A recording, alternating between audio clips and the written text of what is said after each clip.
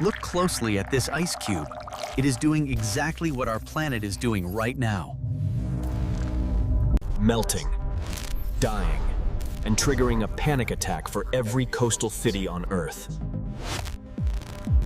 We usually call this the climate crisis, a global tragedy for your beachfront property.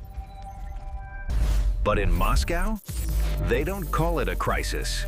They call it a grand opening sale. While you worry about rising sea levels, Russia is staring at the receding ice.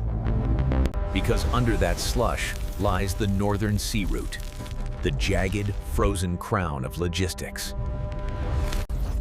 It is the backdoor to the global market that has been frozen shut for 10,000 years. It's faster, it's dangerous, and it's about to change exactly how much you pay for shipping. Welcome to the only war in history where global warming is actually the logistical hero. Russia isn't fighting climate change here, folks. They are monetizing the melt. Every drop of melted ice is a potential toll fee dropping straight into the Kremlin's pocket. I'm the Witty Analyst. Let's break down why Russia is winning the heat wave. So, what is this frozen toll road?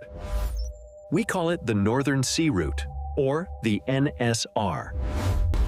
It hugs the desolate Russian coast, from the Kara Gate in the west to the Bering Strait in the east. Normally, moving gadgets from Shanghai to Rotterdam means taking the Suez Canal. The old Silk Road. Hot, crowded, expensive, and occasionally blocked by a sideways boat. The Suez is a marathon. The Arctic is a sprint. The NSR cuts the journey by 40%. That saves 10 days. 10 days of fuel, crew wages, and interest payments on your cargo. Why? Because the Earth is a sphere, despite what some comments on the internet might tell you. But here is the catch. Most of this shortcut runs through Russia's exclusive economic zone. International law, Article 234, gives Moscow the right to regulate ice-covered areas. Moscow interprets regulate as pay us, hire our icebreakers, and ask for permission. They are the bouncer at the coolest club on Earth. If you don't pay the cover, you don't get in. The world is desperate. The Suez is choked. Panama is drying up. Malacca is risky. So the market looks north. It sees the ice melting, and it sees a highway made of gold. Let's run the simulation. In a perfect world, logistics is just geometry. Route A, the Suez, 13,000 miles, 30 days of boredom and heat. Route B, the Arctic, 8,000 miles, 18 days. That is a massive haircut. Less distance means less fuel. For a mega ship, you save $500,000. That means your cheap electronics land on the shelf 2 weeks early. You are welcome. Another bonus? No pirates. It turns out Somali speedboats hate hypothermia.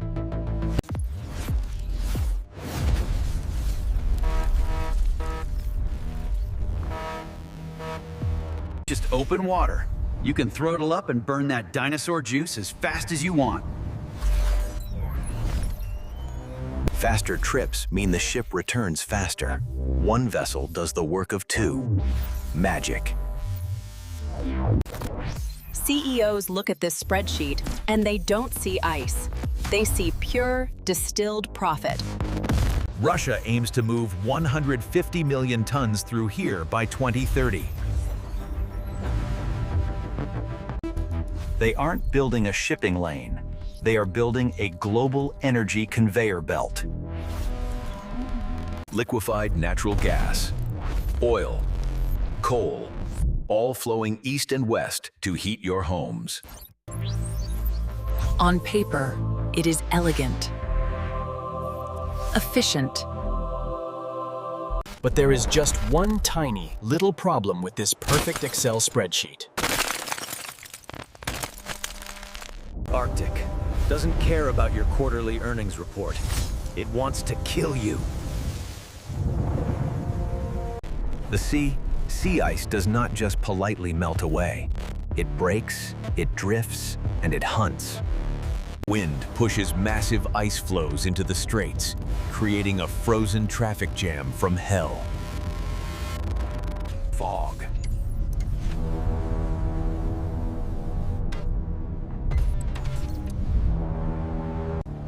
Remember that unlimited speed? Forget it. In the ice, you crawl at the speed of a bicycle. And the water is shallow. If your ship is too fat, you will scrape the bottom of the world.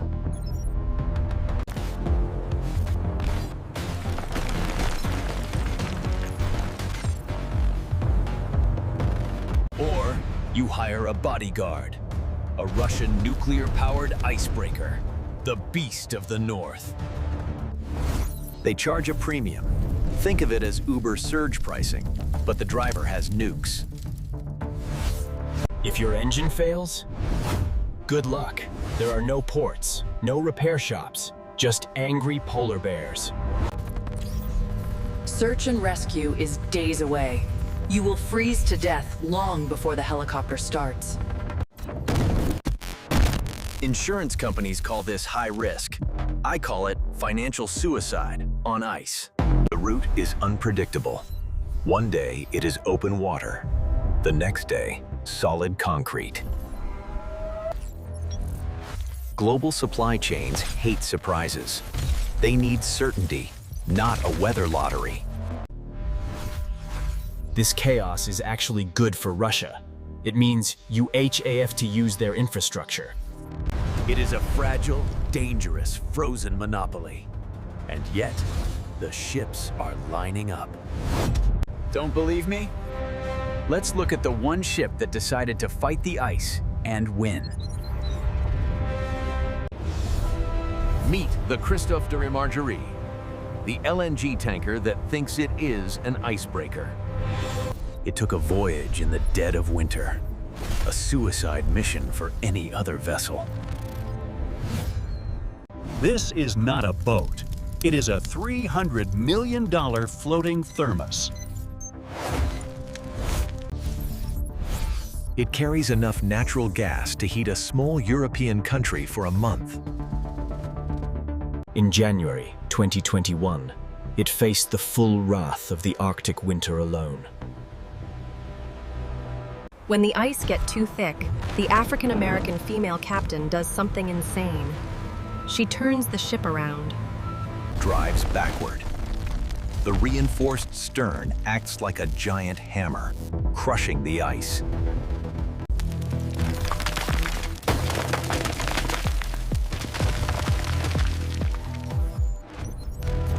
But it didn't get stuck. It maintained 10 knots. It carved a highway through hell. The result? It reached China in 21 days, 2 full weeks faster than the Suez. That is 410 days of not paying the crew to stare at the horizon. Pure savings. And Russia isn't building one. They are building 50 of these ice-eating monsters. They shuttle gas from the Yamal Peninsula, a place so cold your breath freezes instantly. Where does that gas go? To power factories in Asia and heat stoves in Europe. This one ship proved that the frozen nightmare is actually a viable business model. Logistics managers looked at the data, shrugged at the risk, and started booking slots. Traffic on the route jumped 80%. The desolate north is getting crowded. The silence of the Arctic has been replaced by the hum of diesel engines and greed. But Russia isn't the only one watching. A very large neighbor has entered the chat. China doesn't border the Arctic, but they have decided they are a near-Arctic state. Calling China a near-Arctic state is like me calling myself a near-Olympian. Geography disagrees, but their wallet does not. China is funding the Russian ice party. Why? Because of the Malacca Dilemma. China's energy flows through this tiny straw. A straw that is conveniently patrolled by the United States Navy. That makes Beijing nervous. The Arctic is their emergency exit, a route the US Navy cannot easily switch off. It is the perfect trade. Russia has the ice, and China has the credit card. China is even building its own icebreakers. They are learning to drive in the snow. They call it the Polar Silk Road. Sounds romantic. It is actually just cold geopolitics. This alliance freaks out the West. Two rivals controlling the new top of the world. NATO controls the Atlantic, but up here, they are guests at a party they weren't invited to. The center of gravity for global shipping is slowly shifting from the equator to the pole. And guess whose products are on those ships? Yours. Your phone, your clothes, your gadgets. But it's not all hugs and vodka. Russia is suspicious. They hate sharing their backyard. Russia wants Chinese money, but not Chinese control. It is a very tense marriage.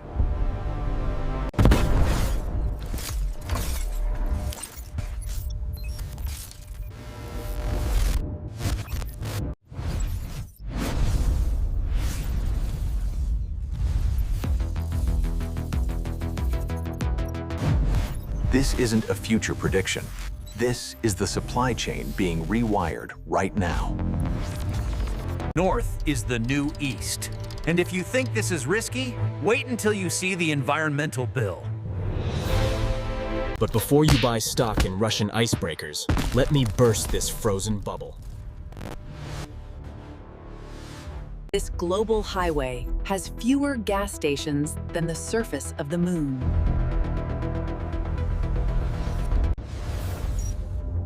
The Sannikov Strait is shallow. The biggest ships literally cannot fit without grounding. That means smaller ships. Smaller ships mean higher costs per sneaker. Math fights back.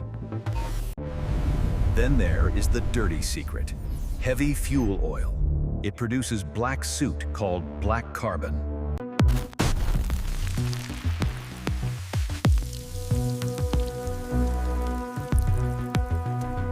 It is a perfect suicide loop.